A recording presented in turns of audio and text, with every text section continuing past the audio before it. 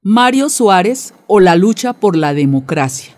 Ensayo autobiográfico, político e ideológico. Capítulo 11. La normalización democrática. El 25 de noviembre de 1975 fue supremamente importante para Portugal. Fue el cambio de una página que podía haber sido trágica y la restitución de la Revolución de Abril a su pureza inicial. La democracia pluralista de tipo occidental en un Estado de derecho, civilista, respetuoso de los derechos humanos y con una dimensión social marcada por la igualdad de oportunidades. En consecuencia, el Servicio Nacional de Salud, la concertación social, la protección social y las preocupaciones ambientales vinieron después. El 25 de noviembre se realizó una acción para resaltar la revolución genuina y no una contrarrevolución, como dijeron los comunistas y los izquierdistas, hecha casi sin derramamiento de sangre, a pesar de haber estado realmente a la orilla de la guerra civil. Pero esta fue evitada in extremis en la madrugada del 25 para el 26 de noviembre, cuando el presidente de la República, Costa Gómez, mirando a lado y lado el mapa de las fuerzas militares, convenció a Cuñal de desistir, dejando caer a sus aliados izquierdistas. Cuñal se convenció de lo obvio, sobre todo cuando Costa Gómez le informó que los fusileros comprometidos con el golpe se habían declarado neutrales a última hora. Así, el Partido Comunista Portugués y la extrema izquierda ni siquiera consiguieron imponerse en la Comuna de Lisboa, como se dijo en la época, apoyados tan solo en la llamada cintura industrial y en Setúbal, Évora y Bella, distritos que los comunistas tal vez entonces pudiesen dominar de improviso.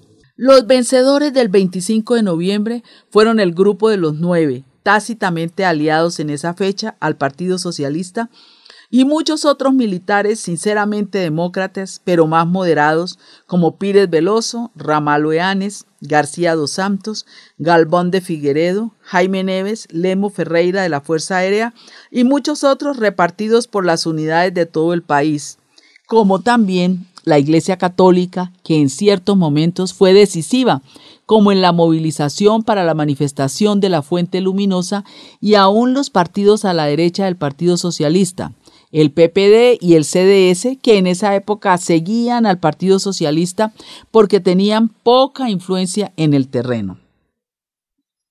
Pienso hoy que las intervenciones de los líderes socialdemócratas europeos, junto de Brezhnev, como también de los americanos, tuvieron una influencia decisiva. Pienso que así fue posible que Cuñal, a última hora, hubiese sido presionado directamente por sus amigos soviéticos para echar atrás. De cualquier modo, Cuñal dejó caer a sus aliados extremistas, por los cuales quizás siempre tuvo algún desprecio. Fue muy negativo en las filas de su propio partido. Él, que llegó a pensar poder ser el Lenin del final del siglo XX en el extremo occidental de Europa. No quedó nada bien en la fotografía, y a él, el bolchevique puro y duro, ser vencido en términos revolucionarios por los mencheviques socialistas, a los que siempre menospreció, le representó una tremenda derrota de la cual nunca se repuso. Mientras tanto, Melo Antunes y yo, uno en Lisboa y otro en Porto, donde me encontraba, enfatizamos sin ponernos de acuerdo en nada, como ya atrás referí, que no aceptábamos que los comunistas fuesen a la clandestinidad, como comenzó a pedir una parte de la derecha una vez retirado el peligro. Aún hoy estoy convencido de que hubiera sido un error tremendo, porque arrastraríamos todo el proceso revolucionario para la derecha ultraconservadora. Para la derecha fue una oportunidad perdida, a lo que el dogmatismo de Cuñal y el ataque de euforia que le dio después del 11 de marzo ayudaron, pero que los militares de noviembre y el Partido Socialista impidieron que se verificase. Así, el proceso de normalización democrática pudo desarrollarse sin grandes choques, ni retaliaciones, ni venganzas. A pesar de todo, la normalización democrática solo vino a iniciarse después de la elección para presidente de la República de Ramalho Eanes, el 27 de junio de 1976 y de la formación del primer gobierno constitucional al que tuve la honra de presidir y que tomó posesión el 23 de julio de 1976. Es justo decir que el sexto gobierno provisional, presidido por el almirante Piñero de Acevedo, realizó un excelente trabajo, sobre todo en el ámbito económico-financiero. Pero después de las elecciones legislativas del 25 de abril de 1976, que dieron de nuevo la victoria al Partido Socialista con 34.8%, 107 diputados, quedando el PPD con 24.3%, 73 diputados, el CDS con 15.9%, 42 diputados, y el PSP con 14.3%, 40 diputados, y siendo que el MDP-CDE no concurrió para no quitar votos al Partido Comunista Portugués. Hubo varios incidentes durante la campaña electoral para la elección de presidente de la República con el objetivo de impedir la normalización democrática. El 27 de abril de 1976 surgió el movimiento sindical Carta Abierta, que tuvo un significado importantísimo porque abrió los ojos a muchos sindicalistas que estaban en la intersindical. No obstante, gran número de ellos no fuesen comunistas. Estaban hartos del centralismo democrático, o sea, de ser una correa de transmisión del Partido Comunista Portugués. El 30 de abril fueron aprobados los estatutos provisionales de las regiones autónomas. En esa época, ambas, bajo la orientación partidista del PSD y con amenazas no muy conscientes para que se separaran del continente, sobre todo las Azores, donde había habido ya en el siglo XIX un movimiento ultraminoritario independentista sin resultados prácticos. Las Azores tenían por lo demás una tradicional amistad con los Estados Unidos debido a los emigrantes portugueses que desde el siglo XIX se habituaron a ir para allá. Quedaba aún el problema de escoger el candidato a presidente de la República en los términos de la Constitución que se acababa de aprobar. Me acuerdo que Sá Carneiro me invitó a almorzar en el Tavares Rico, un restaurante muy de su gusto, para convencerme a candidatizarme como presidente. Le dije inmediatamente de frente que no me sentía con los conocimientos necesarios para tanto, y también porque aún estábamos en un régimen bajo la tutela militar. Solo entonces comenzaba a conocer un poco mejor los militares en sus diferencias político-ideológicas. En mi propio partido también hubo quien defendiera tal idea que para mí no tenía entonces ningún sentido. Pensé que debería ser un militar. Sena compartía mi punto de vista, como también la mayoría de la dirección del Partido Socialista, y por eso lo invité a almorzar con algunos de nuestros aliados del Grupo de los 9, Melo Antúnez, Víctor Alves, Vasco Lorenzo y Víctor Crespo, para que debatiéramos sobre el tema presidencial. La gente de la Fuerza Aérea, en esa conspiración liderada en la época por el capitán Tomás Rosso, quien había cenado la víspera conmigo para convencerme a candidatizarme con la tesis de que debía ser un civil para evitar conflictos con el interior de las Fuerzas Armadas. Mi reacción fue la misma. No estaba aún preparado para asumir semejante responsabilidad. Al día siguiente, con los representantes del Grupo de los 9, que consideraba aliados, debatimos el problema de nuevo, antes de llegar a los nombres, pero sentí desde luego que aceptaban bien que fuese un militar. De frente les propuse entonces 4 posibles nombres que pensaba que en el Partido Socialista serían bien recibidos. Ellos que escogiesen entre ellos, después de escuchar a las Fuerzas Armadas que habían estado con el 25 de noviembre. Fueron ellos, por orden exacto, Pires Veloso, Costa Brás, Firmino Miguel y Ramalho Eanes. Personalmente los conocía bien, a excepción de Ramalho Eanes, que solo surgió como figura importante después del 25 de noviembre. Pero resalto que la lista fue hecha y discutida en las instancias del Partido Socialista. Aceptaron la lista sin ninguna objeción, y me dijeron que iban a consultar con sus camaradas de las Fuerzas Armadas. Después, en breve, me darían la respuesta. Así lo hicieron y el nombre que indicaron fue Ramalo Eanes. Fue así que al día siguiente fui con Sena al Estado Mayor del Ejército, que se sitúa cerca del Museo Militar y del Campo Militar de Lisboa, donde se encontraba Ramalo Eanes, quien nos recibió inmediatamente. En nombre del Partido Socialista le dijimos que lo veníamos a convidar formalmente para candidatizarse como presidente y que por lo tanto podría contar con nuestro apoyo. Nos respondió que aceptaría, presumo que los 9 lo habrían ya convencido, pero que si fuese elegido me designaría primer ministro. Le respondí que en ese momento se vería. Para la pequeña historia cuento aquí un episodio que en ese momento tuvo su relevancia. Jaime Gama, que era miembro del Secretariado Nacional del partido, se encontró en el Chiado, salvo que me equivoque, con Ángelo Correa, quien le preguntó si el Partido Socialista ya había escogido candidato. Jaime Gama le dijo que sí, y le indicó el nombre de Ramalo Eanes. Ángelo Correa fue a encontrarse luego con Sá Carneiro, líder del PPD, y le comunicó la noticia.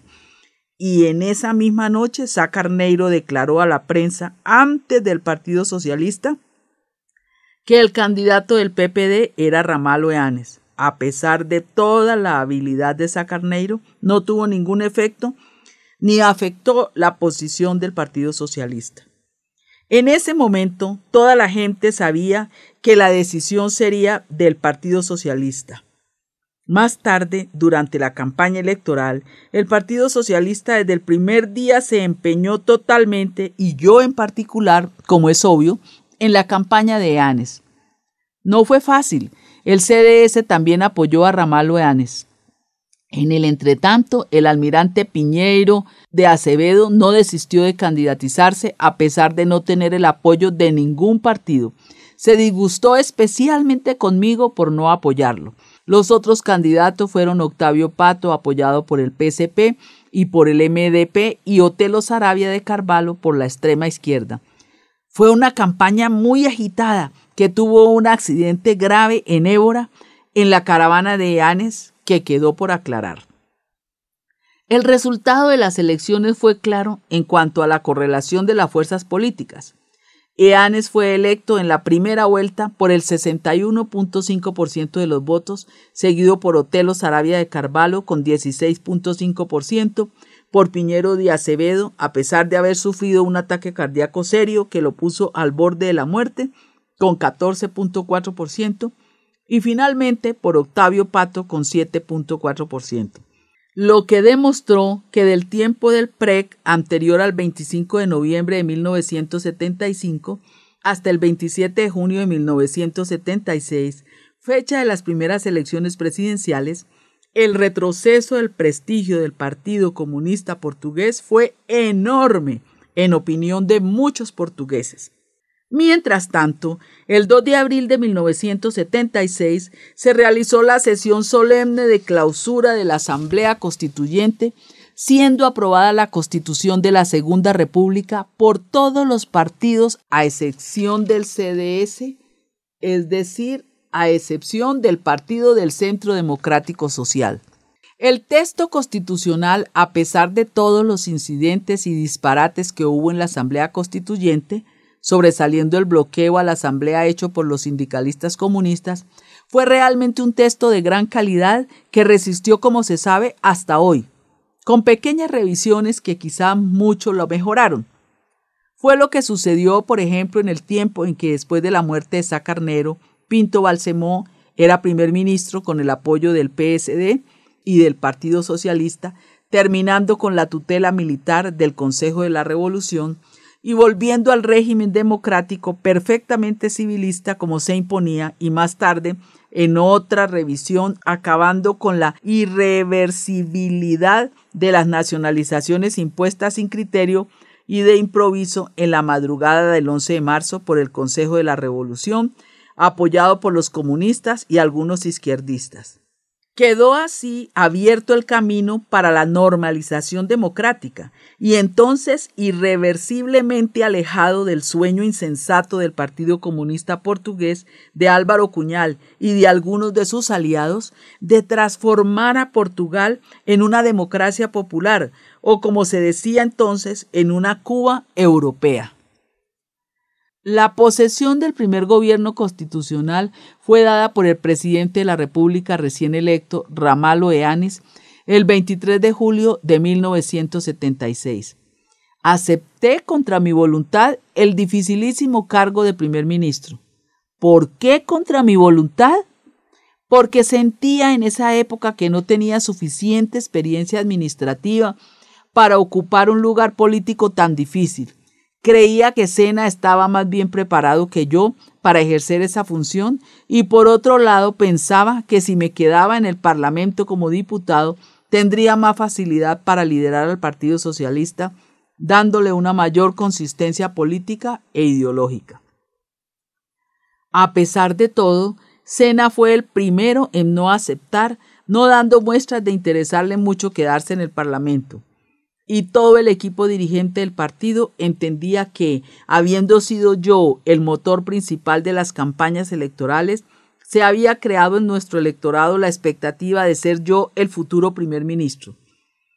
El recién presidente de la República, Ramalho Eanes, también se pronunció, como arriba dije, en el mismo sentido, y yo lo dije públicamente. Comencé luego por un error grave, el haber constituido un gobierno minoritario sin exigir a la Asamblea de la República la votación de una moción de confianza para darle una mayor legitimidad y consistencia. O entonces no haber propuesto al PPD o al CDS o a los dos cualquier forma de coalición. Fue un error debido a mi falta de experiencia política y administrativa que pasado un año fácilmente reconocí. En ese momento había salido del enfrentamiento con el Partido Comunista Portugués y en virtud de eso adquirí un enorme prestigio nacional. Discúlpenme la modestia, que no imaginaba que podía gastarse con tanta facilidad, pero se gastó en un año y medio, dada la situación crítica financiera que el país atravesaba después de las locuras del PREC. Me dejé llevar por un eslogan inventado por Sena que gritábamos en la calle: solo, solo, solo PS. Vencido el Partido Comunista Portugués y sus aliados izquierdistas, menosprecié inicialmente al PPD, porque quizás estaba muy dividido, y el CDS. Podía haber invitado miembros válidos de esos partidos para que hicieran parte del gobierno, pero no lo hice. Un año y medio después, de julio de 1976 al 7 de diciembre de 1977, había comprendido la situación. Críticas despiadadas llovían de todos los lados, incluyéndose en ellas, estimulándolas, el presidente de la República. Fue entonces que resolví presentar a la Asamblea de la República un memorando para el establecimiento de una plataforma de acuerdo con los partidos políticos y los compañeros sociales para podernos enfrentar a los graves problemas económicos. Pero no solo eso, también a la inconformidad política que teníamos después de la descolonización y de las aventuras del PREC. Anuncié desde luego que en la imposibilidad de un acuerdo presentaría a la Asamblea una moción de confianza. Hice esto por sentir que no podía gobernar en una democracia aún incipiente con todos los partidos contra el PS. Tanto más que los compañeros sociales y el propio presidente, sin embargo, más discretamente, también participaban en las críticas. Ciertos comentaristas, algunos de los cuales aún están ahí, intentaron convencer al presidente a ser él de gol portugués, a ignorar al Partido Socialista y a presidencializar el régimen.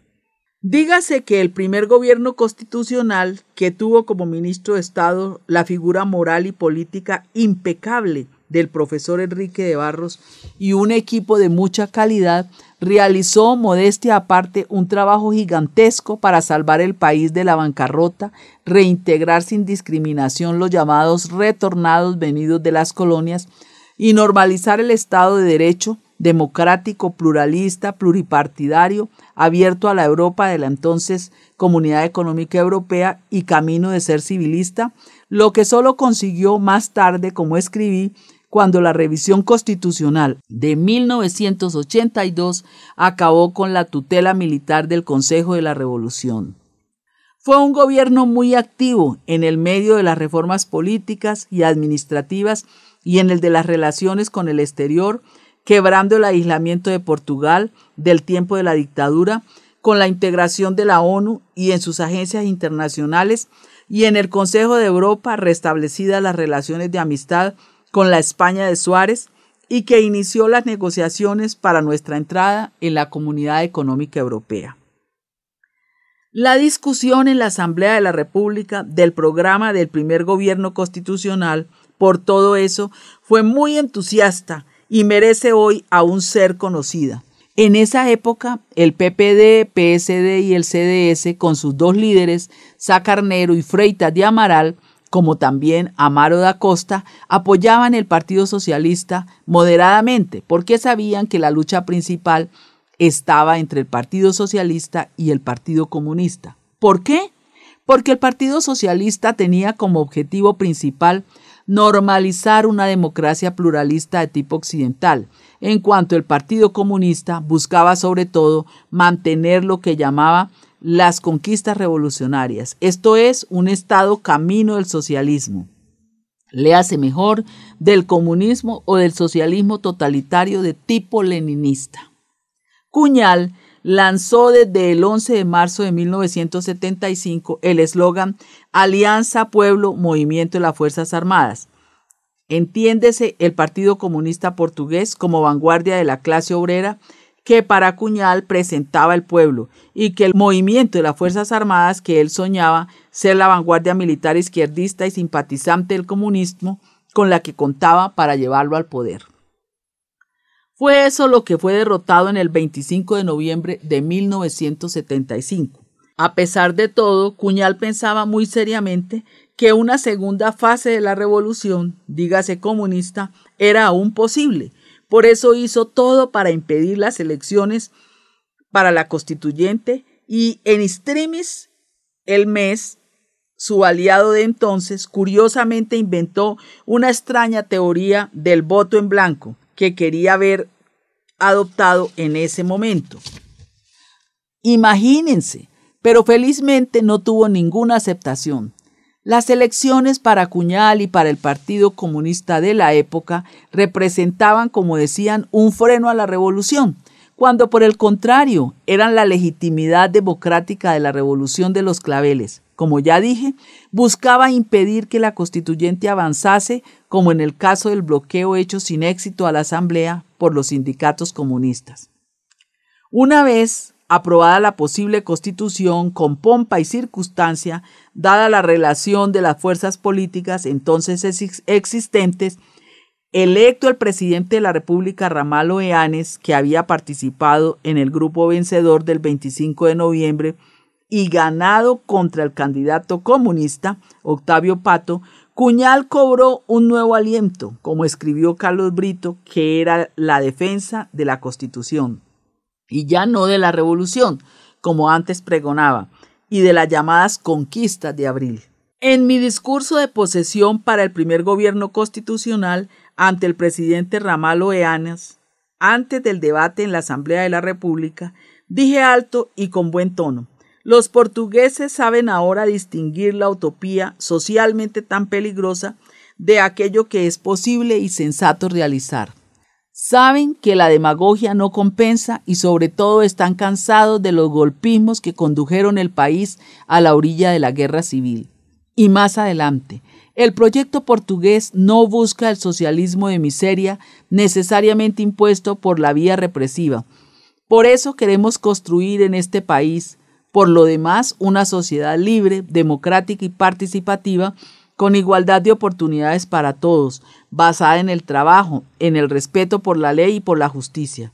Cuñal, como lo hizo evidente después, no le debía haber gustado nada de ese discurso que era diametralmente opuesto a su estrategia de la época. Se preparó así para responder en el debate del programa de gobierno que se realizó en la Asamblea de la República el 2 de agosto de 1976. Pero no quiso votar una moción de rechazo al gobierno por estar consciente de que estaba en una situación electoral muy minoritaria. En verdad, el primer gobierno constitucional, visto con los ojos de hoy y la experiencia política acumulada desde entonces, realizó una tarea excepcional en todos los dominios. Enfrentó, además de las consecuencias del proceso revolucionario en curso, la crisis del petróleo y los efectos negativos que tuvo en Portugal, lo que solo se consiguió en el segundo gobierno constitucional de incidencia parlamentaria con 3 ministros del Partido del Centro Democrático Social. Después de las negociaciones en el Fondo Monetario Internacional y el auxilio decisivo que nos vino de ahí con costos sociales pesados que asumimos con reconocido coraje. Después de la crisis política, dado el prolongado conflicto que tuvimos en el dominio sindical y en la Asamblea de la República con el Partido Comunista Portugués y sus aliados civiles y militares, que no terminó con la derrota sufrida el 25 de noviembre de 1975, continuaron insidiosamente, de múltiples maneras, atrincherados en la pseudo-defensa de la Constitución de la República antes de las revisiones constitucionales. Nunca dudaron en aliarse a los partidos de derecha para debilitar o derrumbar al Partido Socialista, como sucedió cuando en la noche del 7 de diciembre de 1977 derrumbaron en el Parlamento el primer gobierno constitucional, votando conjuntamente el CDS, PPD, PSD y PSP contra el PS, contra el Partido Socialista. La verdad es que el Partido Comunista Portugués nunca hizo hasta hoy una autocrítica seria de los gravísimos errores que cometió durante el PREC, o sea, durante el proceso revolucionario en curso, con las consecuencias que se prolongaron inclusive después del colapso del sistema soviético.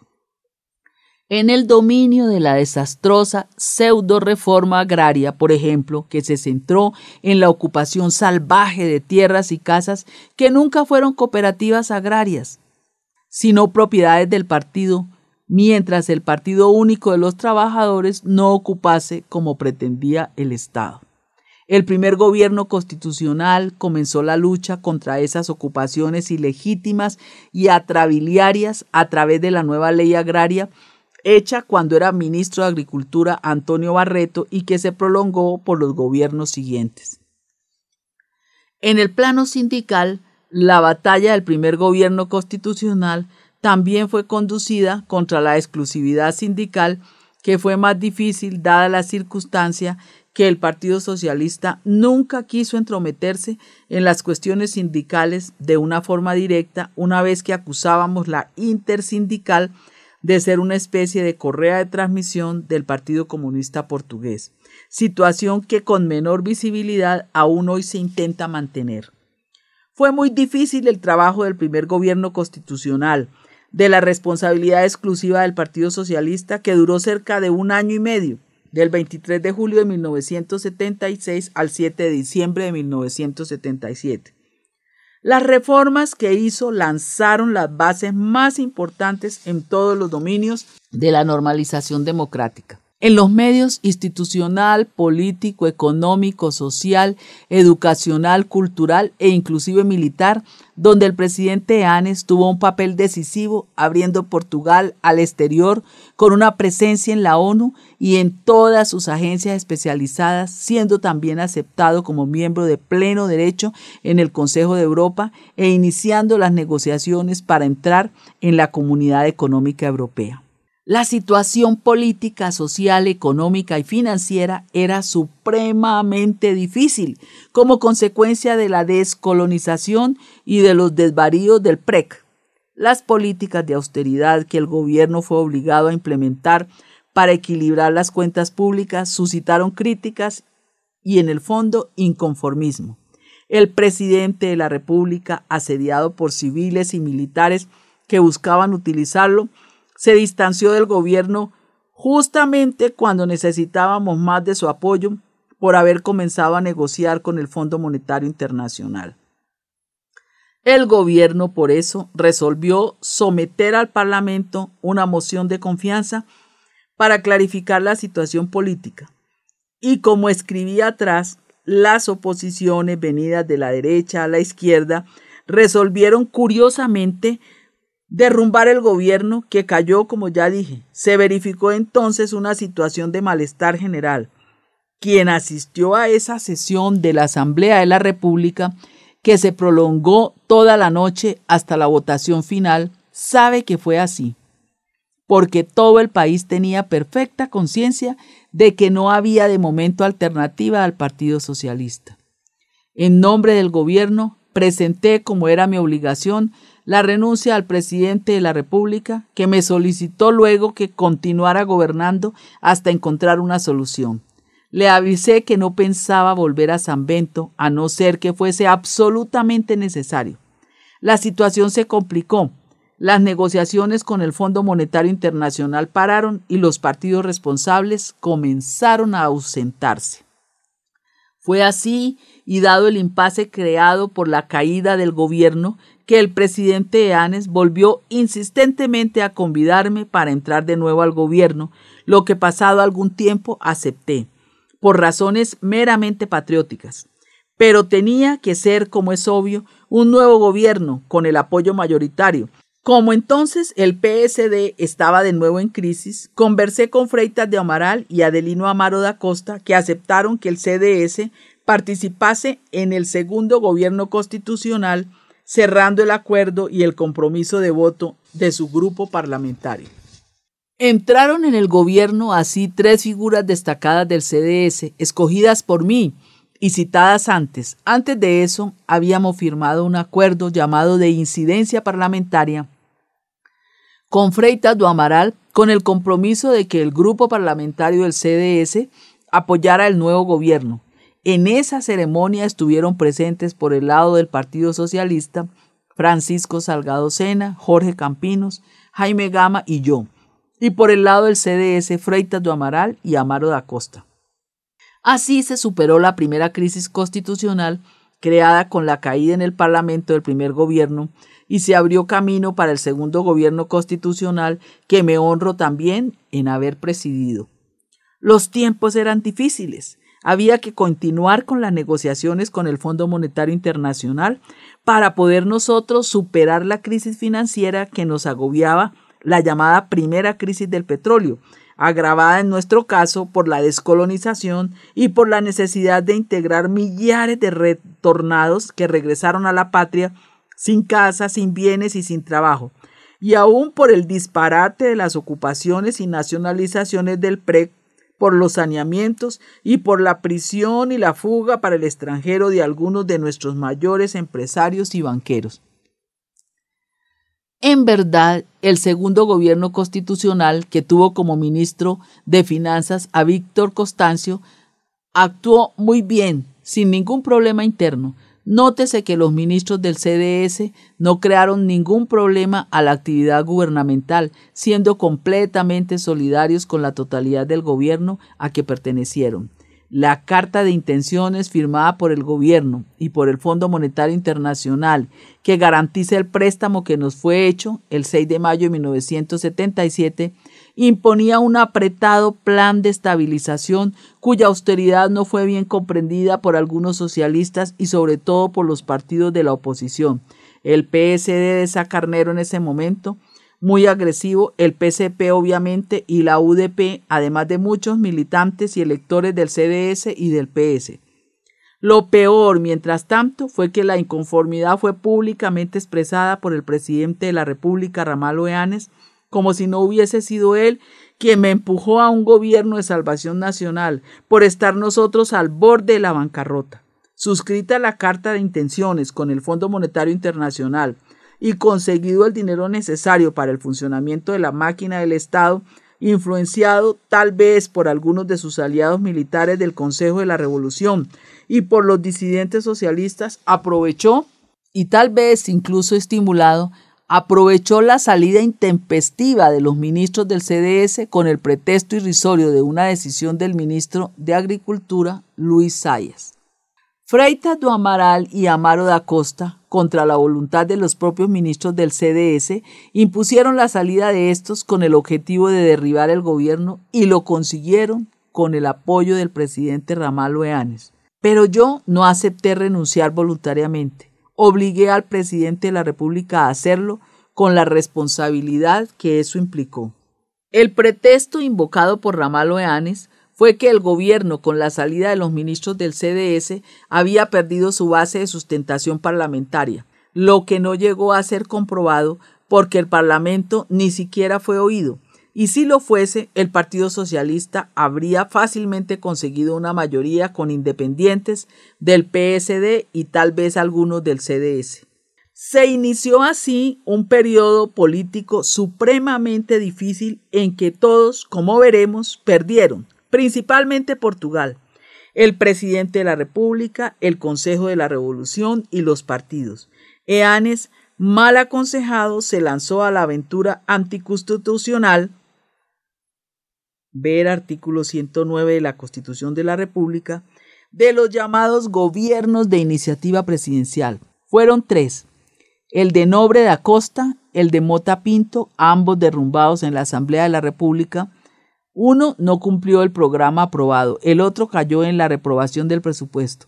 Y el de María de Lourdes Pintasilgo, que fue un ejecutivo constituido solo para promover elecciones legislativas, de donde viniese a salir un gobierno legitimado por el voto de la Asamblea de la República.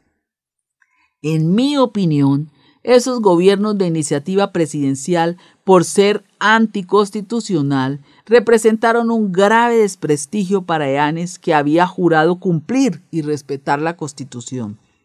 Más tarde, de nuevo mal aconsejado, volvería a cometer otro error político imperdonable: la creación de un nuevo partido basado en su figura, con el mismo objetivo, destruir el Partido Socialista.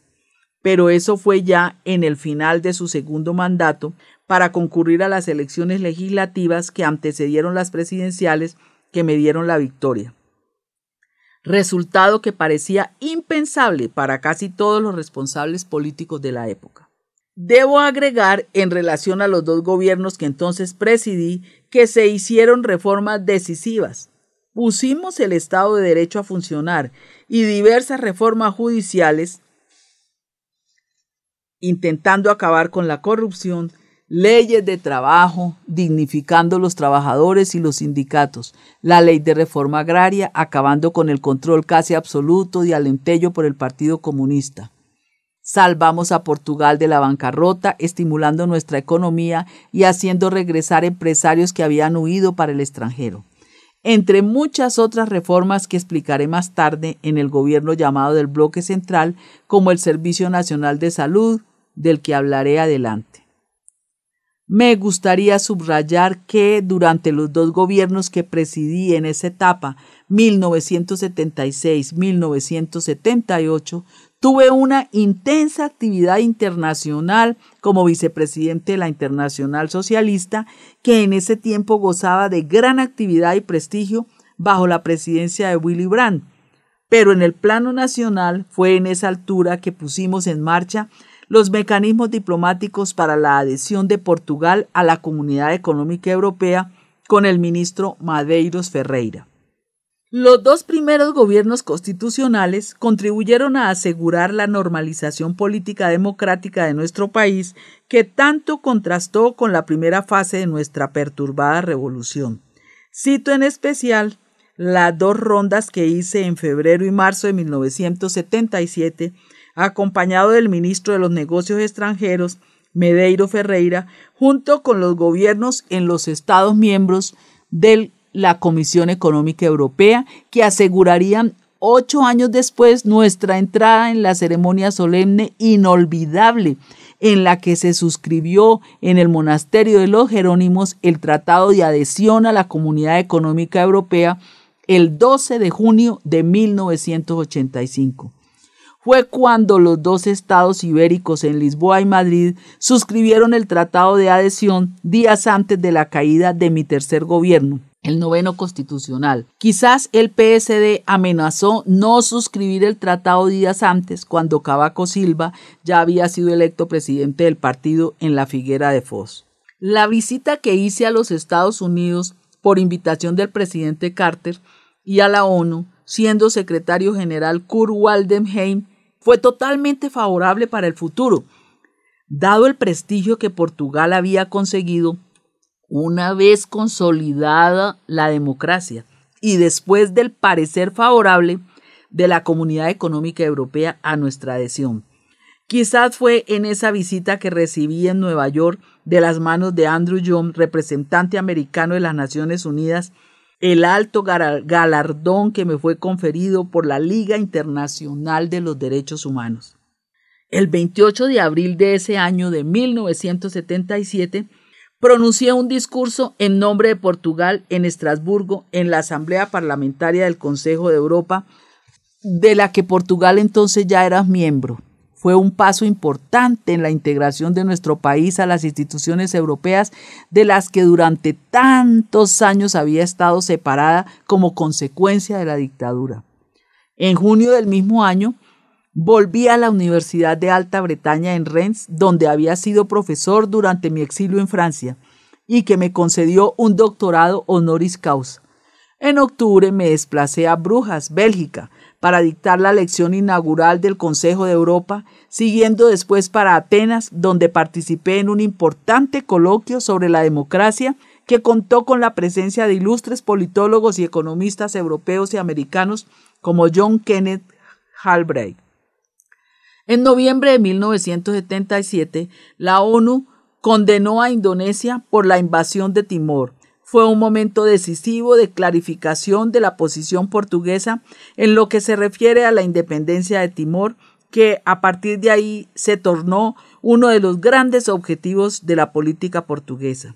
Entretanto, la situación política interna portuguesa se fue agravando bastante en la segunda mitad de 1977 debido a las impopulares pero necesarias medidas tomadas para la consolidación de las finanzas. El 22 de julio, la Asamblea de la República aprobó la nueva ley de la reforma agraria y del arrendamiento rural, también llamada Ley Barreto, con los votos del PS, del PSD y del CDS, y la feroz oposición del PSP y de la UDP. El presidente Eanes, también temeroso de la oposición de la llamada izquierda civil y militar, convocó a Sá Carneiro para discutir conmigo en su presencia las consecuencias de esa ley fundamental en la que el profesor Enrique de Barros, con su gran autoridad académica y moral, intervino también con mucha sensatez. Y la verdad es que el 17 de septiembre el Consejo de la Revolución, cuya composición mientras tanto había cambiado, la aprobó sin mayores dificultades. Pero las tensiones políticas se agravaron. La falta de apoyo del presidente al gobierno del Partido Socialista, con algunos discursos ambiguos, lo tornó cómplice con la oposición de derecha que creaba continuas dificultades al Ejecutivo.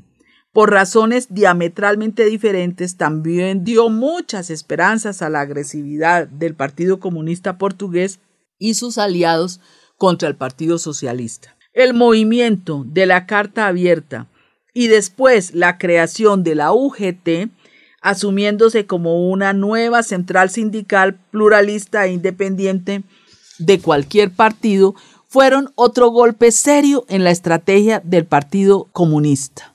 Todo eso explica, como cité atrás, la necesidad política que sentí de clarificar la posición del gobierno frente al país y, en consecuencia, haber resuelto presentar una moción de confianza a la Asamblea que fue rechazada.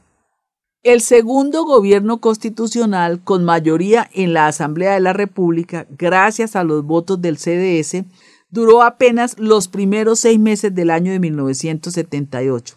Simultáneamente, el Partido Socialista sufrió una división a la izquierda, la segunda, con la creación en partido, el 28 de enero de 1978, de la Unión de la Izquierda para la Democracia Socialista, UEDS, liderada por López Cardoso.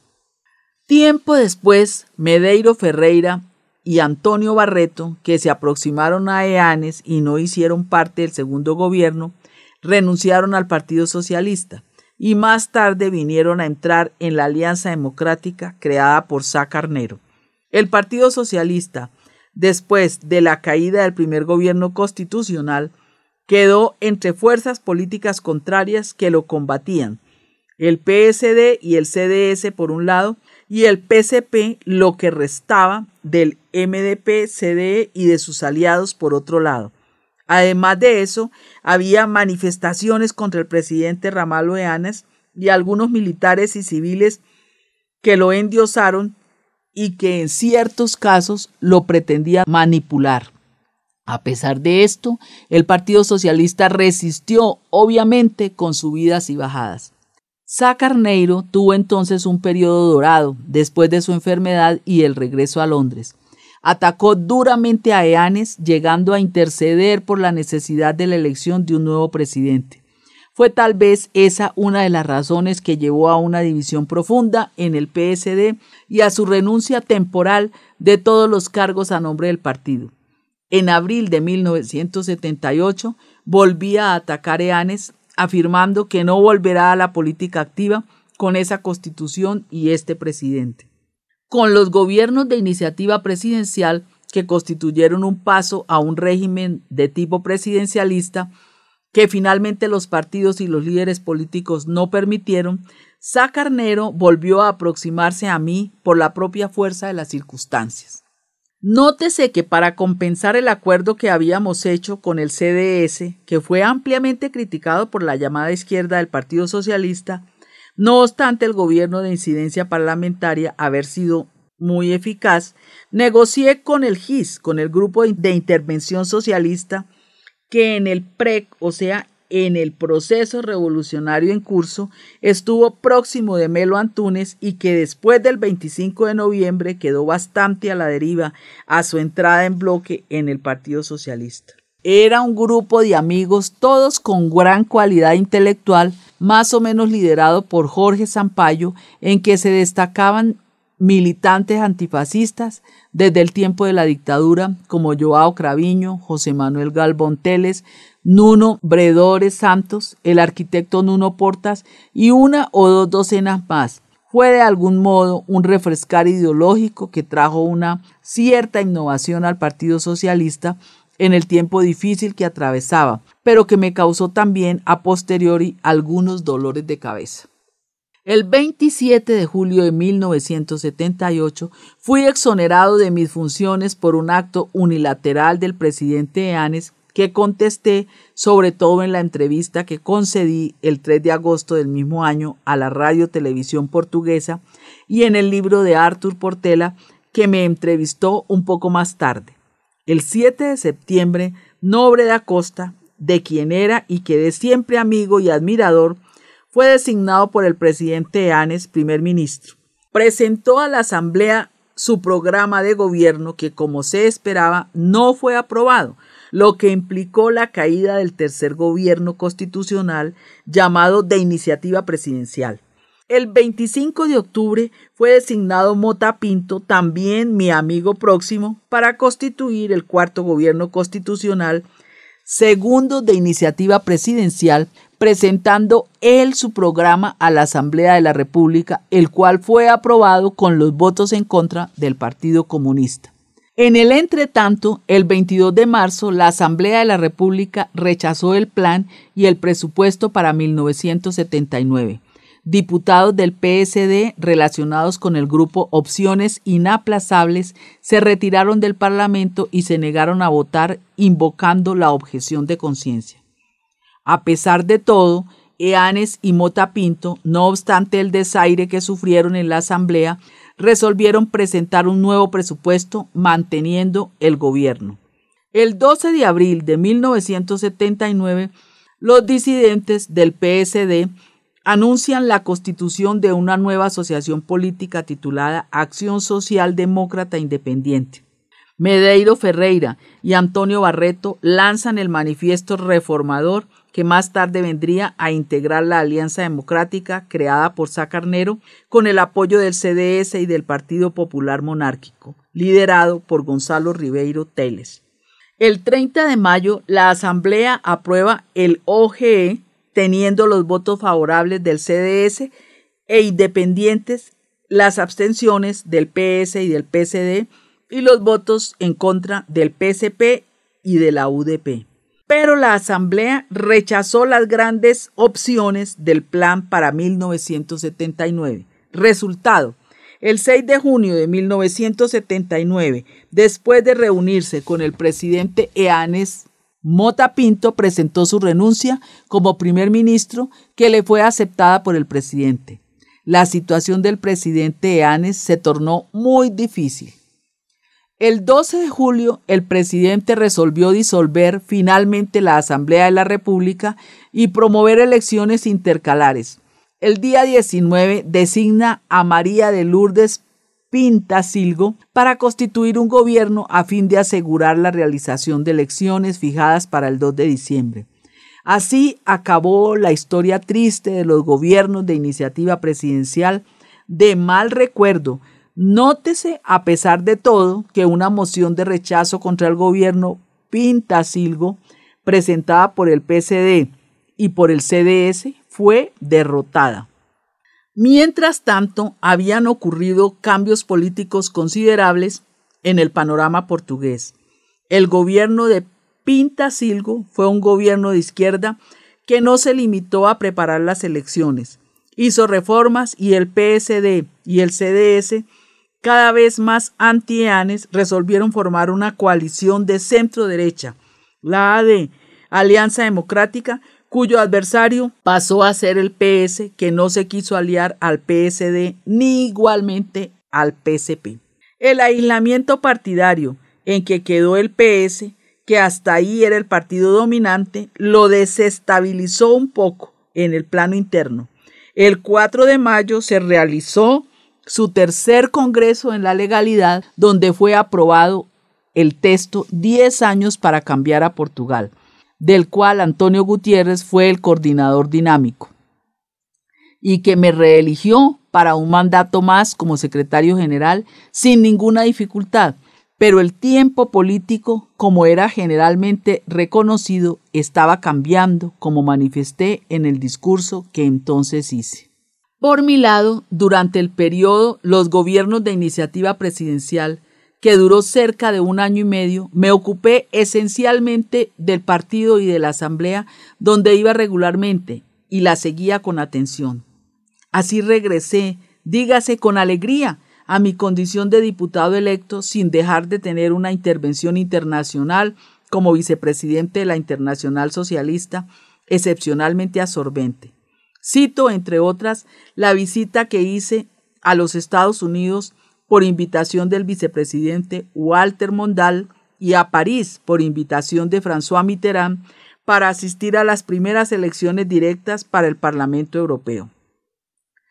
Participé también como presidente de la delegación de la Internacional Socialista en una misión enviada a Nicaragua inmediatamente después de la caída del dictador Somoza. Fue una revolución que tuvo algunas semejanzas con la nuestra revolución de los claveles. Conocí bien a los sandinistas, con algunos de los cuales tuvo excelentes relaciones en un momento que fue particularmente complicado para Iberoamérica. Hice igualmente un desplazamiento a Angola para asistir al funeral del presidente Agostinho Neto, que murió en la URSS en condiciones sospechosas. Fue en ese periodo que el movimiento sindical independiente se fortaleció. Tuve la honra de asistir al primer congreso de la UGT, donde también estuvo Sá Carneiro y en que fue electo secretario general Torres Couto. Quizás el 30 de noviembre de 1978, la UGT adhirió a la Confederación Internacional de los Sindicatos Libres. Fue en ese periodo que fortalecí mucho mis relaciones con los sindicalistas del Partido Socialista, como Torres Cuoto, secretario general de la UGT, Armando Santos, de Seguros, el añorado Antonio Janeiro, un excepcional sindicalista, Víctor Hugo Sequeira, Custodia Fernández y Casilda Martínez, José Mota, en Textiles, Delmiro Carrera y Barbosa de Oliveira, bancarios, Joaquín Martínez, Construcción Civil, Joao Proenza y Nobre dos Santos, de la Función Pública, con los cuales siempre mantuve afectuosas relaciones hasta hoy. El 2 de diciembre de 1979 se realizaron las elecciones intercalares para la Asamblea de la República. Los resultados fueron desastrosos para el Partido Socialista. La AD obtuvo 42.5% de los votos, el PS 27.3%, la APU, una sigla dominada por el Partido Comunista, 18.8% y finalmente la UDP 2.1%. O sea, la izquierda en su conjunto continuaba mayoritaria, pero el Partido Socialista salió supremamente debilitado, lo que nos obligaría a revisar nuestro camino. Después, a continuación, se realizaron las elecciones municipales, el 16 de diciembre, y la AD tuvo un resultado igualmente bueno. PS 28.7%, AD 23.8%, APU 20.2%, PPD-PSD 16.5%, CDS 7.6%, UDP 1.21%. El 27 de diciembre, María de Lourdes Pinta Silgo presentó la renuncia de su gobierno y 2 días después el presidente Eanes invitó a Sá Carneiro para formar el nuevo gobierno. Fue este el resultado de los gobiernos de iniciativa presidencial, con todas las contradicciones políticas a que dieron lugar. El 3 de enero de 1980 se inicia el nuevo gobierno AD, que duró un año. Terminó con la tragedia de Caramate en diciembre, que causó la muerte a Sá Carneiro, Adelino Amaro da Costa y a las respectivas esposas, y también a Antonio Patricio Gouveia, que los acompañaba. Portugal entró así en una nueva fase en que una coalición de centro-derecha llegó al poder por tener mayoría en la Asamblea de la República, que quizás eligió un nuevo presidente, Leonardo Ribeiro de Almeida. El PS, como siempre que sufría derrotas, y esta fue la primera grande, entró en un periodo de criticismo interno y de un cierto desánimo. Fue el momento escogido por Tito de Moraes, Manuel Alegre y Jaime Gama para renunciar al secretariado. Mientras tanto, el mandato del presidente de la República se aproximaba a su fin. No había sido brillante, como vimos, pero las transformaciones políticas partidistas, por la fuerza de las circunstancias, le dieron un nuevo fulgor. El candidato escogido por la AD fue el general Suárez Carneiro, y el PS comenzó a inclinarse por apoyar la recandidatura de Eanes, que parecía ser el camino más fácil, encontrándose el PS atrapado entre el centro derecha e izquierda y yo, que había sufrido 2 derrotas serias en las legislativas y en las municipales, que comenzaba a dar señales de cansancio del trabajo partidista y de las intrigas internas de las que quizás siempre procuré alejarme. La política para mí nunca fue la guerra por la conquista del poder, apenas solo por el poder. Siempre busqué, sobre todo, objetivos nacionales que trascendían siempre mis intereses personales.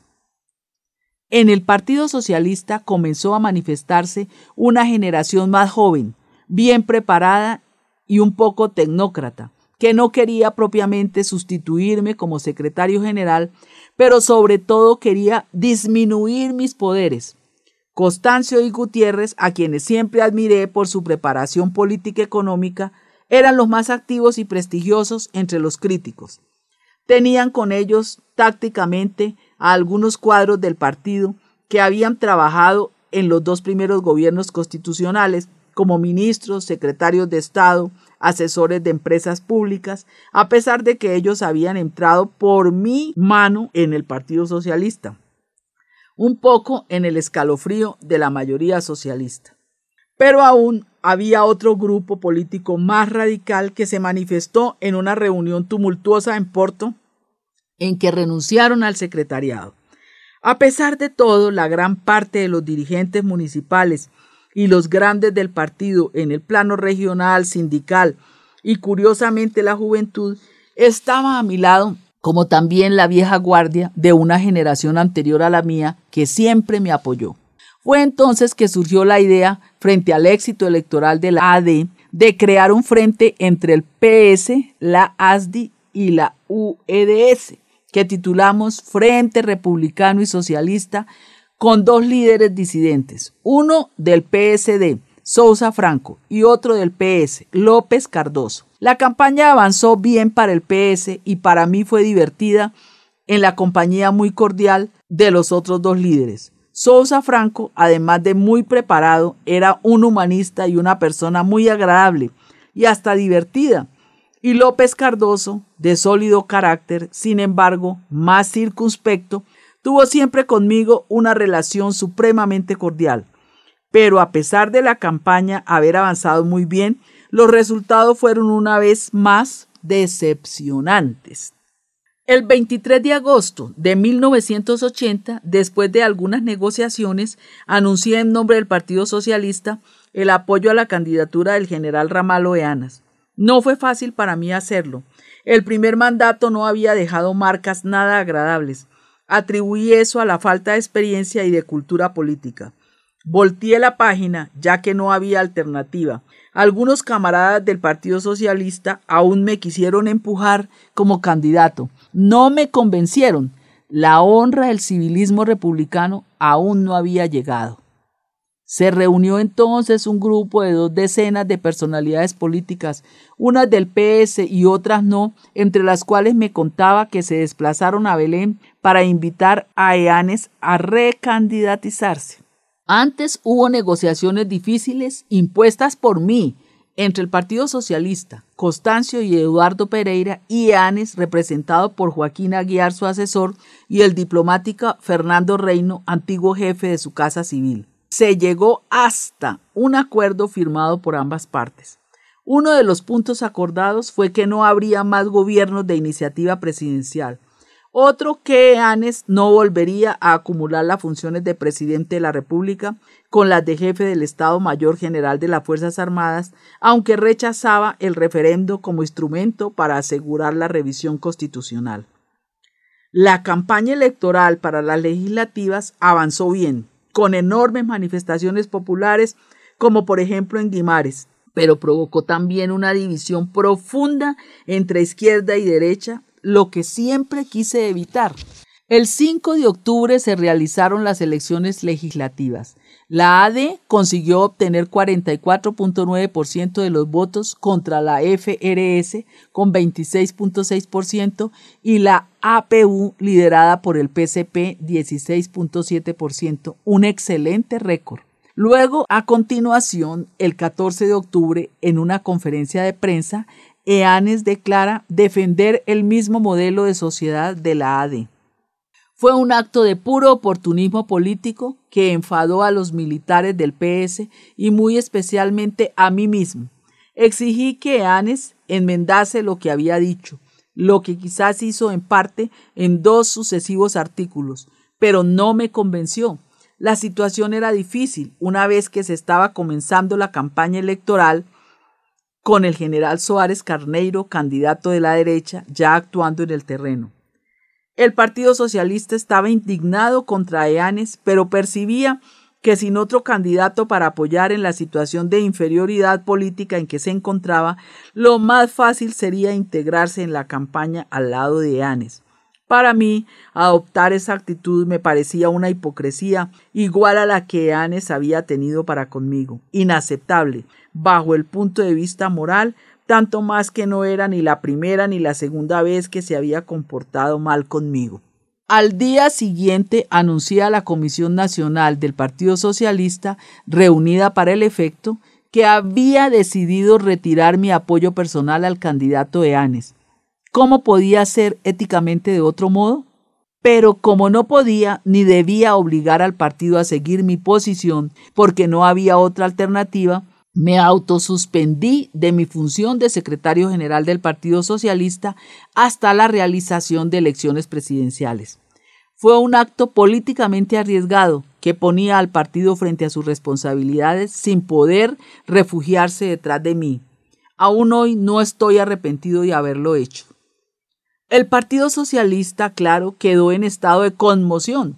Muchos como Sena, indignados contra mí, sobre todo por no haberles avisado antes. Otros menos, porque querían seguirme, y otros aún por intentar una vez más empujarme para una candidatura contra Eanes, lo que sería un desastre. Los sindicalistas y muchos jóvenes socialistas estaban en esa línea. Me instalé en Nafarros, siguiendo la campaña por los periódicos y por la televisión. Recibí delegaciones del partido que querían que yo volviese a las funciones de secretario general. Resistía a todas las presiones. No cambié de posición. Fue una decisión moral más que política que las personas poco a poco fueron comprendiendo. Recuerdo que días antes de las elecciones encontré en los pasos perdidos de la asamblea a Sá Carneiro y a Snu Abecasis, de quienes era amigo. Nos sentamos a conversar. Fue la última vez que los vi. Sá Carneiro estaba eufórico, estaba convencido de que mi actitud tan discutida iba a dar necesariamente la victoria a Suárez Carneiro. Le dije que no, que estaba convencido de lo contrario. El electorado del Partido Socialista iba a votar casi en pleno por Eanes. Era una reacción de sobrevivencia al partido. Días después se dio la tragedia de Camarate. Se quedó sin saber lo que serían las elecciones si una tal tragedia no hubiese ocurrido. No creo, sin embargo, que el resultado hubiera sido diferente. Estaba en mi casa de Lisboa cuando, minutos después de haber ocurrido el desastre, un periodista de la televisión me llamó a informarme de la tragedia. Quedé sin habla. Me dirigí poco después a San Bento para ponerme a disposición del gobierno para lo que fuese necesario. Fue Eurico de Melo, ministro de la Administración Interna, quien me atendió. Fue tal vez desde ahí que se inició nuestra amistad. Había en el aire un clima de pánico. Era necesario, a pesar de todo, tranquilizar a los portugueses y hacer que las elecciones se realizaran con normalidad.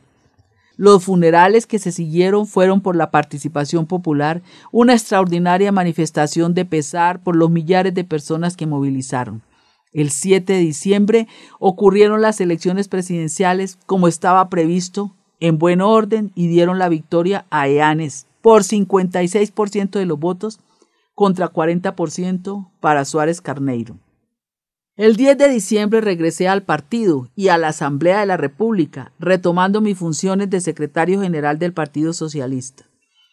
En la Asamblea de la República y especialmente en el secretariado, el acogimiento de mis camaradas no fue simpático, al contrario de lo habitual. Se sentían vencedores, pero no se atrevían, a pesar de todo, a hostilizarme abiertamente. En la asamblea anuncié al grupo parlamentario que era yo quien pretendía hacer el discurso en nombre del Partido Socialista en homenaje a Sá Carneiro y a Amaro da Costa. Ninguno se opuso, al contrario de lo que yo suponía. Fue un discurso importante y que juzgo me salió muy bien, como se puede leer en el diario de la asamblea. Muy aplaudido a la derecha por una pequeña parte de la bancada del PS y con el silencio del Partido Comunista y de algunos de mis camaradas, los más conocidos. El 13 de diciembre, la mayoría del Consejo Nacional del PSD eligió a Francisco Pinto Balsemão presidente del partido y, en consecuencia, primer ministro. Una decisión que Ramalho Eanes no se atrevió a contestar. Días después se realizó una cumbre de la AD en que los partidos acordaron participar en el futuro ejecutivo.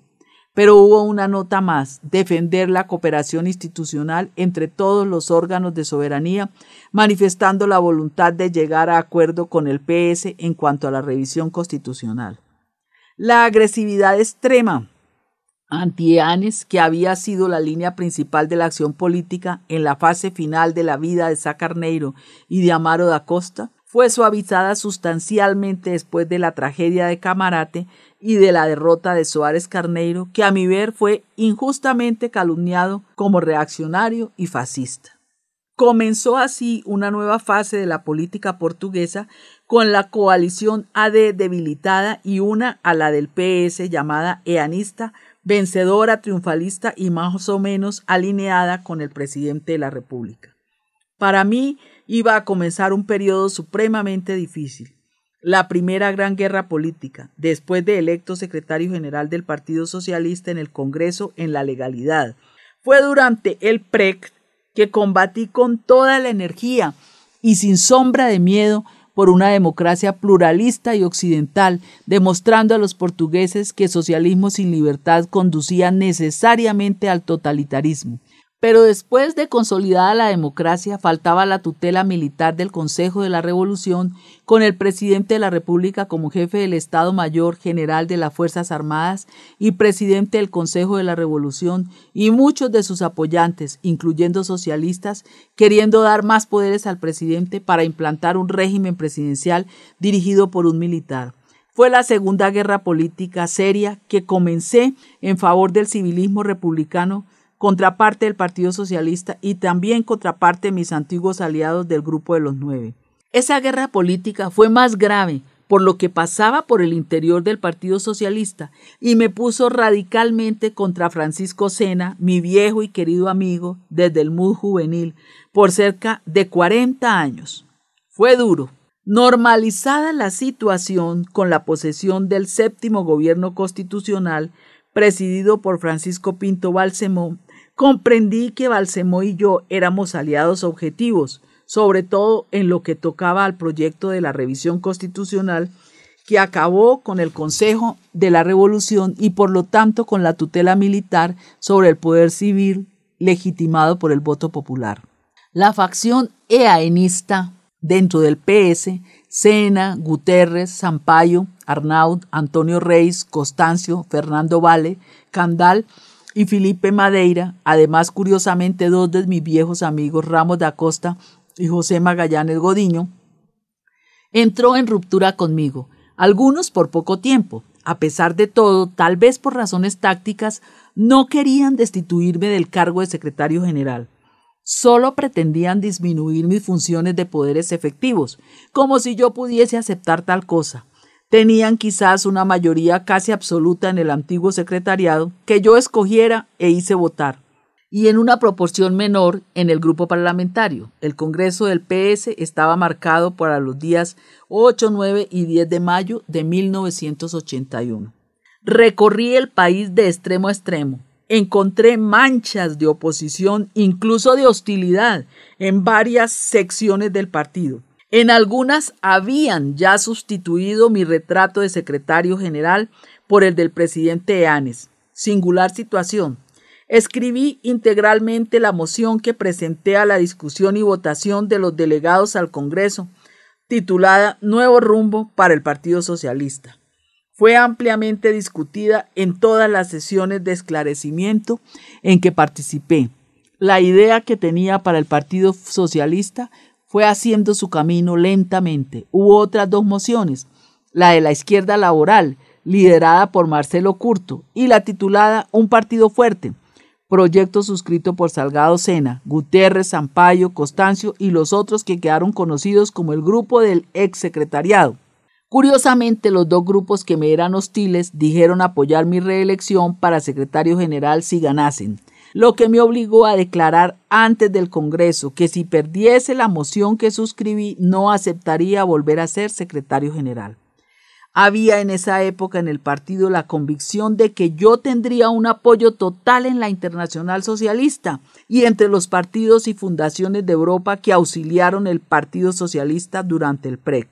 Tal vez fue eso lo que los tornó más prudentes en relación a mí, pero hoy es evidente que fue un error que cometieron. El Congreso comenzó mal, en un ambiente de desconfianza y de gran presión entre los diferentes delegados. Pero en la medida en que fueron hechas sucesivas intervenciones de los oradores y las respectivas votaciones sobre temas concretos, se verificó que había una gran diferencia. de 60% la mía para 40% de las mociones que me hacían oposición. Y acabó en un triunfo inesperado. Cuando anuncié cerca de las 7 de la tarde, hora de Lisboa, la victoria en las presidenciales francesas de François Mitterrand, fue un delirio en el Coliseo de los Recreos, con los delegados tirándose por el aire las almohadas de múltiples colores y aplaudiendo al PS francés y al presidente Mitterrand. Dije entonces al Congreso, en un impulso de entusiasmo, que al día siguiente partiría para París para abrazar a Mitterrand. Alguien me dijo al oído: ¿tiene la certeza de que Mitterrand lo recibe? Era evidente que no la tenía, pero le envié un telegrama diciéndole que iría. Cuando llegué a París con mi mujer, tenía una simpática señora a mi espera, comunicándonos que el presidente Mitterrand estaba en su casa de la Rue de Brie a nuestra espera para que almorzáramos. Fue su primer almuerzo después de la elección. Fue una prueba de amistad que nunca más olvidé. Tanto más que Mitterrand estaba al corriente de lo que pasaba en el Congreso del Partido Socialista en Lisboa y me hizo muchas preguntas sobre cómo se había desarrollado. Cuando volví a Lisboa, después de asistir a la apoteósica entrada de Mitterrand en el Panteón con una rosa en la mano, rodeado de una multitud eufórica del pueblo de la izquierda, tenía la conciencia perfecta de que regresaba para enfrentar una batalla memorable con el llamado exsecretariado, que derrotado en el Congreso continuaba teniendo el apoyo de Eanes, de sus aliados militares y de los comunistas, porque sabían que la revisión constitucional y el civilismo sin la tutela militar representaban nuevas derrotas políticas para ellos. Me acuerdo que alguien me dijo entonces que escuchara a la salida del Congreso una conversación de João Soares Louro, que fue uno de los activistas del exsecretariado, de lo que después se arrepintió, con un militar del grupo de los 9, que para desahogarse dijo: al final ganamos afuera, léase en las elecciones presidenciales, y perdimos en casa, léase en el Congreso del PS. Así fue, en efecto. Quizás volvieron a perder cuando la mayoría del PS decidió votar en la Asamblea de la República la revisión constitucional. Los miembros del exsecretariado votaron respetando la disciplina partidista, no obstante con declaraciones de voto en sentido contrario. Fue entonces que Salgado Sena se alejó del Partido Socialista que ayudó a fundar. A partir de ahí surgió un nuevo equipo en la dirección del partido, en la organización Antonio Campos, en los sindicatos Antonio Llaneiro, en la asamblea Tito de Moraes, Jaime Gama, Almeida Santos, Manuel Alegre, Eduardo Pereira, Gonela y Jorge Campinos, que quedaron en la comisión permanente. En agosto de 1981, Balsemó anunció la intención de renunciar. Yo, mientras tanto, había manifestado que me oponía a la realización de nuevas elecciones, dada la situación económica y financiera del país. Si el gobierno se caía por cualquier circunstancia, aconsejaba la designación de un nuevo gobierno de la AD.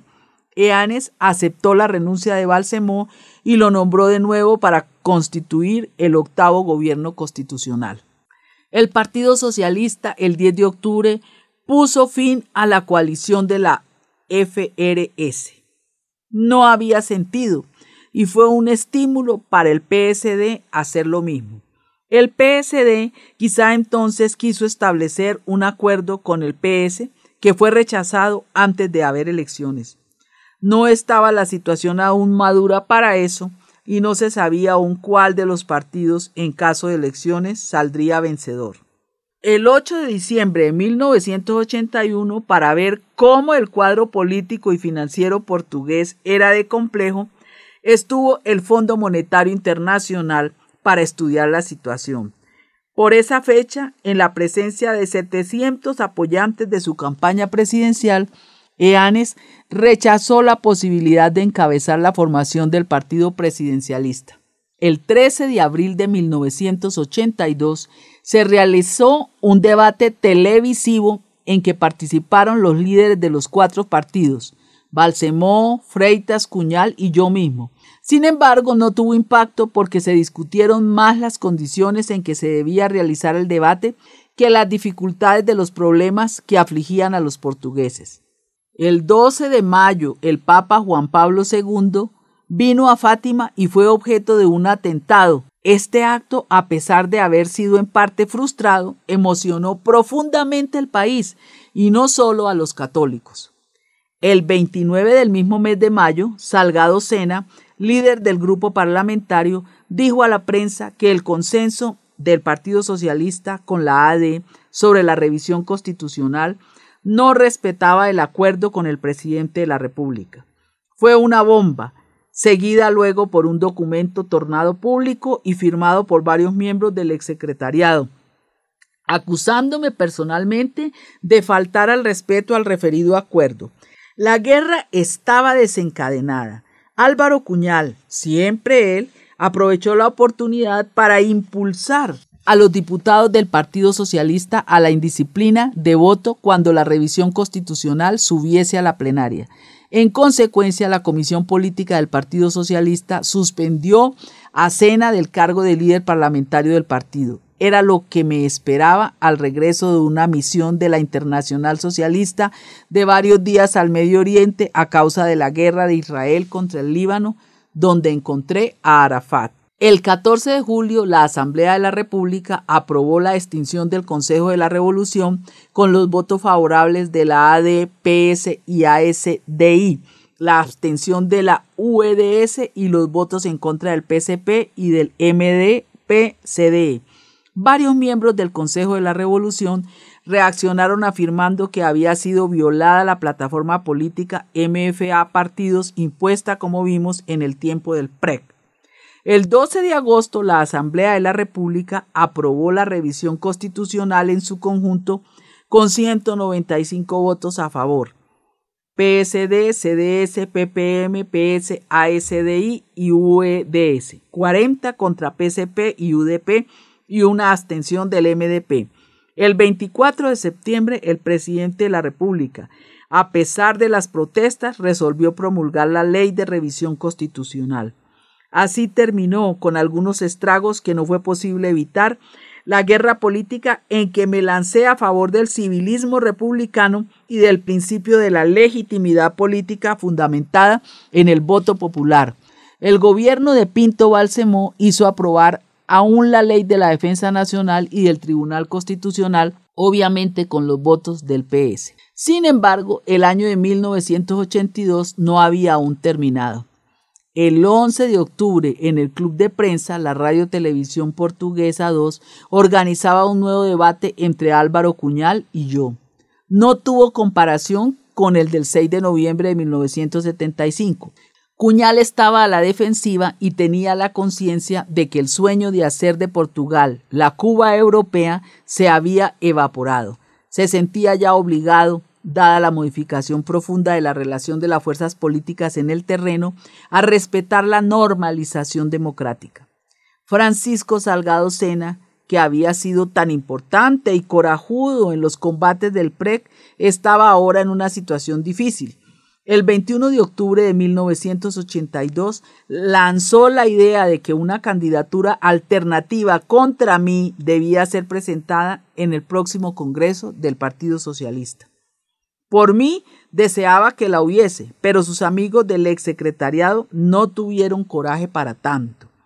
En diciembre se realizaron nuevas elecciones municipales. La AD retrocedió y obtiene 19.9% de los votos, pero el PPD-PSD obtiene 15.0%. El PS avanza ligeramente con 31.1% de los votos y la APU, una de las muchas coaliciones del Partido Comunista, alcanza un máximo de 20.9% de los votos. En consecuencia, y dados los problemas internos, Balsemó anuncia la intención de renunciar al cargo de primer ministro. Intenté convencer a Mota Pinto a sustituirlo, pero no lo conseguí. A finales de 1982, la Comisión Nacional del PSD escogió a Víctor Crespo para suceder a Pinto Balsemó. En el CDS también hubo modificaciones.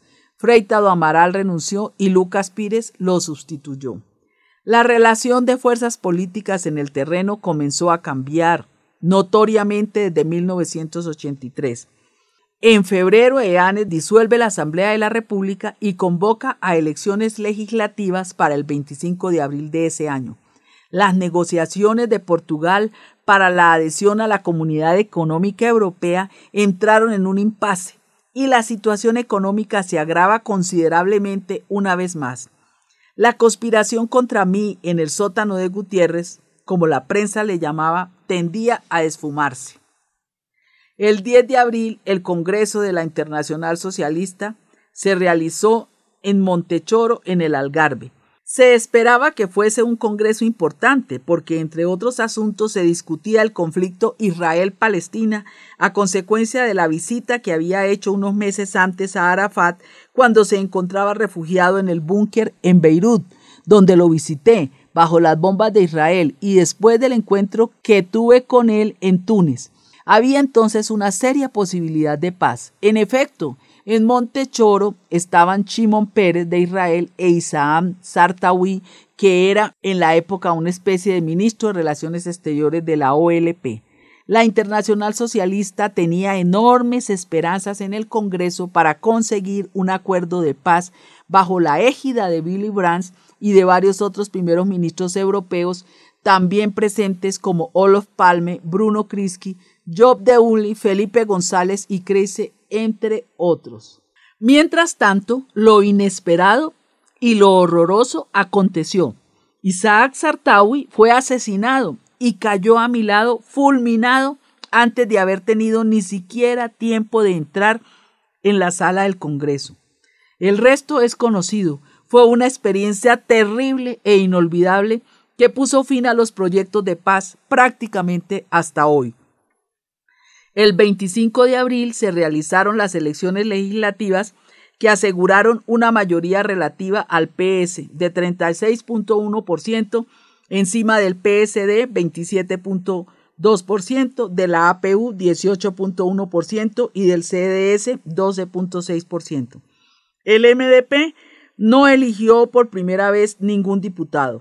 Fue un cambio pequeño. Dígase, pues el PSD y el CDS en conjunto tenían aún más votos que el PS, pero que en términos políticos fue muy bien aprovechada. Obviamente que dada la situación difícil del país, vendieron parte del oro de la reserva del Banco Portugal. Por mi lado, no tenía de nuevo ningún deseo de ser nominado primer ministro, a no ser que fuese un gobierno de coalición con el PSD llamado del Bloque Central. Antes de las elecciones, en casa de Proença de Carvalho, había tenido 2 o 3 encuentros con Mota Pinto, el nuevo líder del PSD. Él era partidario desde tiempo atrás de un gobierno de coalición entre los 2 mayores partidos. Quizás hacerla antes de las elecciones habría alargado la votación de ambos partidos. Yo me opuse con el argumento de que serían las elecciones las que dirían quién sería el primer ministro. Mota Pinto o yo, dependería de cuál fuese el partido más votado. Mota Pinto estuvo de acuerdo, ese fue el compromiso. Nótese que Mota Pinto, gran jurista y académico, era una persona sencilla, cordial y supremamente bien formada en el plano ético, que veía la política como una misión cívica y sin grandes ambiciones. Ya había sido ministro unas veces de un gobierno que presidí y primer ministro en un gobierno de iniciativa presidencial. Además de eso, era mucho más joven que yo y tenía todo un futuro por delante. El entendimiento que tuvimos fue siempre fácil. Sousa Tavares, que fuera diputado del PSD y era entonces director de La Capital, me hizo un inesperado elogio. Desde la lucha contra el salazarismo siempre fuimos amigos cercanos, pero eso nunca le impidió escribir contra mí artículos supremamente críticos. Pero esta vez no. Cito, abro comillas. Mario Suárez venció en el Congreso del Partido Socialista. Impuso la disciplina a su grupo parlamentario, decapitando inclusive a su líder Salgado Sena. Viabilizó la revisión constitucional, creó una nueva dinámica en el Partido Socialista y apareció dirigiendo la campaña de su partido con una juventud y un vigor que no podemos dejar de asociar a la innegable victoria que el Partido Socialista registró en las elecciones. Cierro comillas. Así fue, de hecho. El 27 de mayo de 1983 fui convidado por el presidente Eanes a constituir el 9º gobierno constitucional, un gobierno de coalición, PS-PSD, que tuvo como primer viceministro y ministro de la Defensa a Carlos Mota Pinto y como ministro de las Finanzas a Hernani López, próximo del PSD y en la fecha embajador adjunto de la CEE en Bruselas. Manuel Tito de Moraes fue electo presidente de la Asamblea de la República. Fue un gobierno que duró 2 años, de junio de 1983 a junio de 1985, y que hizo un trabajo excelente, siempre con gran cohesión interna. Reequilibró las cuentas públicas con el auxilio del Fondo Monetario Internacional, para lo que tuvo que hacer una política muy impopular de gran austeridad y, por otro lado, terminó finalmente las negociaciones con Europa, firmando la adhesión de Portugal a la Comunidad Económica Europea, quizá en el mismo día en que lo hizo España, elevando a 12 sus Estados miembros.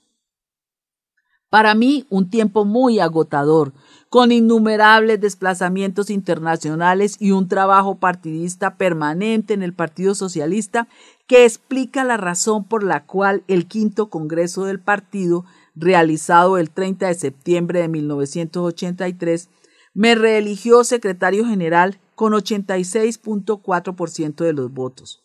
La llamada crisis del ex secretariado había desaparecido.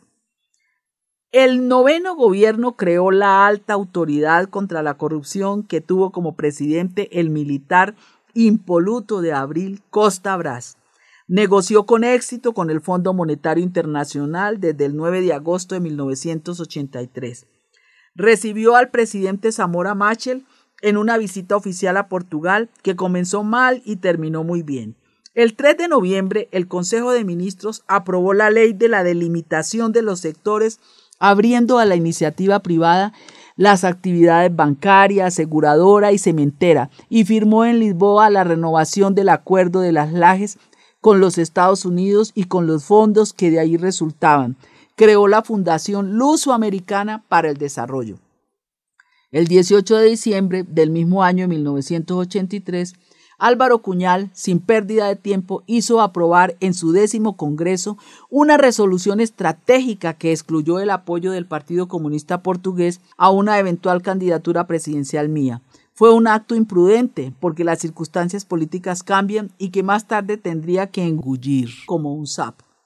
El 2 de marzo de 1984 fue creado como adjunto de la presidencia del Consejo de Ministros el Consejo Permanente de Concertación Social para normalizar el diálogo entre sindicatos y empresarios. El año de 1984 se inició con una nota del Episcopado Católico muy crítico contra el proyecto de ley del Partido Socialista que consagraba en ciertas condiciones la práctica del aborto. Esta ley fue votada contra mi voluntad en el Congreso del Partido Socialista, no porque no estuviera de acuerdo con ella, sino por su inoportunidad política para un gobierno de coalición donde había ministros de misa diaria y por lo tanto que se oponían radicalmente a la ley. Fue más un dolor de cabeza que algunos camaradas como María Velo y Manuel Alegre, entre otros, con algún exceso de voluntarismo me causaron. La Asamblea de la República, a pesar de todas las dificultades que no fueron pocas, aprobó el 27 de enero la ley sobre la despenalización del aborto. El 26 de enero, en una conferencia en Ginebra, declaré que Portugal renunciaría a hacerse miembro de la Comunidad Económica Europea si una decisión sobre su adhesión no fuese tomada antes de junio. Fue más una presión sobre Bruselas. En ese caso dije, abro comillas, Portugal, país atlántico, estrecharía significativamente sus lazos económicos con los Estados Unidos. Era la alternativa que nos restaba y que tenía alguna lógica si la Comunidad Económica Europea no nos admite a nosotros y a España. donde se levantaban las mayores dificultades, y si Europa, por razones meramente económicas, se negase a admitirnos. Mientras tanto, en la medida en que la presión social crecía y las críticas y respuestas al gobierno subían de tono, iba sintiéndose la necesidad política de intentar un contraataque.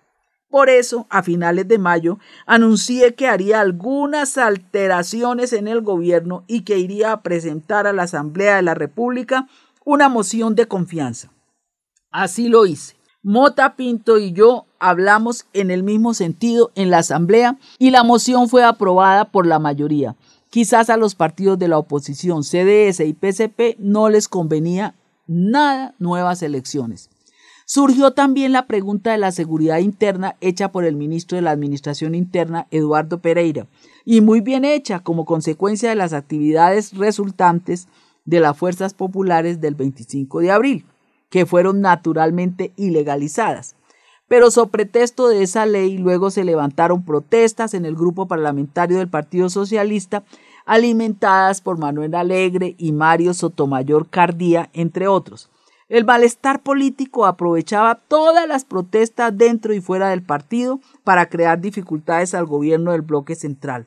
A pesar de todo, el 27 de julio la Asamblea de la República no dejó de aprobar la propuesta gubernamental. A finales de octubre, en un viaje que hice a Irlanda por invitación del primer ministro Garret FitzGerald, presidente en ejercicio de las comunidades, lo convencí de asumir un documento titulado Constancia de Acuerdo, una fórmula del derecho civil francés que busqué aplicar por analogía al derecho internacional, en el que se reconocía que nada impedía la adhesión de Portugal a la Comunidad Económica Europea. El presidente de la comisión, el luxemburgués Gaston Thorn, también aprobó a solicitud mía esa fórmula. Me acuerdo que cuando regresé a Portugal venía eufórico porque había dado un paso fundamental para la adhesión de Portugal. El presidente Eanes, cuando le expresé que estaba muy contento, me respondió fríamente: se trata solo de un pedazo de papel.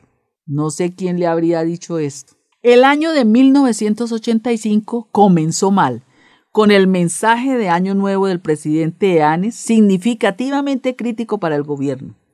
Se aproximaba el fin de su segundo mandato y había un adversario que derrotar: yo mismo. Antes, en diciembre, en una entrevista que Eanes dio a la radio Renacense, admitió que podría intervenir en el cuadro político partidista al final de su mandato. El futuro Partido Renovador Democrático estaba obviamente en marcha. El 5 de febrero, Mota Pinto renunció a la presidencia de la Comisión Política del PSD. Fue un golpe terrible para el gobierno del que fue siempre un infalible defensor. El PSD entró entonces en agitación con el nuevo líder, Rui Machete. El ministro de Educación, José Augusto Seabra, pidió la renuncia por razones de coherencia y ética política. El 12 de marzo fue creado el primer banco privado después del 25 de abril, el Banco Portugués de Inversión, a cuya inauguración asistí en Porto. El 26 de abril de 1985, de sorpresa, Freitas do Amaral anuncia su candidatura a la presidencia de la República. La estrategia natural de una candidatura mía apoyada por el PS y por el PSD comenzó a deshacerse. El 7 de mayo murió inesperadamente Carlos Mota Pinto, lo que constituyó otro golpe terrible que cambió la relación de fuerzas en la política portuguesa. El 17 de mayo se inició el Congreso del PSD en la Figueira de Foz. Otra sorpresa: Cavaco Silva derrotó a sus rivales de entonces, Rui Machete y João Salgueiro, y fue electo presidente de la Comisión Política del partido. El 4 de junio, la dirección del PSD informó a la dirección del Partido Socialista su intención de romper la coalición gubernamental, decisión comunicada igualmente al presidente de la República. Cavaco Silva defendió la realización de elecciones anticipadas. El gobierno estaba naturalmente en agonía, pero faltaba algo supremamente importante por lo cual me había movido incansablemente antes y después del gobierno del bloque central: la adhesión de Portugal a la Comunidad Económica Europea. A pesar de perturbaciones de última hora y de las exigencias sin sentido, como la de que Rui Machete fuese uno de los firmantes del tratado, me acordé de Enrique IV de Francia. París bien vale una misa. La ceremonia de la firma del Tratado de Adhesión de Portugal a la Comunidad Económica Europea se realizó en el Monasterio de los Jerónimos en una ceremonia ostentosa el 12 de junio de 1985. Fue una ceremonia de una belleza extraordinaria, hecha en 4 partes. La recepción en la Torre de Belén para recordar a los participantes extranjeros el Portugal de los descubrimientos, en un día de sol esplendoroso de frente al río. La ceremonia propiamente dicha se llevó a cabo en el Monasterio de los Jerónimos, para lo cual el magnífico claustro había sido transformado para poder recibir a los invitados que asistieron a los discursos y a la firma del tratado. Realizaron una visita al Palacio de Belén para saludar al presidente de la República, que les ofreció un aperitivo, y luego regresaron a los Jerónimos, donde les fue ofrecido un almuerzo antes de que todos partiéramos para Madrid a fin de firmar en el Palacio Real la adhesión de España. Permítanme que señale que quien realizó con extraordinario buen gusto, elogiado por todos los participantes y por los periodistas portugueses y extranjeros, los escenarios de las ceremonias en la Torre de Belén y en el Monasterio de los Jerónimos, fue mi muy admirado amigo el arquitecto João de Almeida y su equipo. Así terminó en Lisboa un ciclo importantísimo de la historia portuguesa. Otro se abría no menos emocionante. El 13 de junio, los ministros miembros del PSD presentan su renuncia, consumando así la ruptura del bloque central. Yo, después de ser recibido por el jefe de Estado, me dirigí al país a través de la radio-televisión portuguesa y leí un comunicado en el que anuncié mi renuncia de conformidad con las reglas democráticas. Otra fase emocionante iba a comenzar.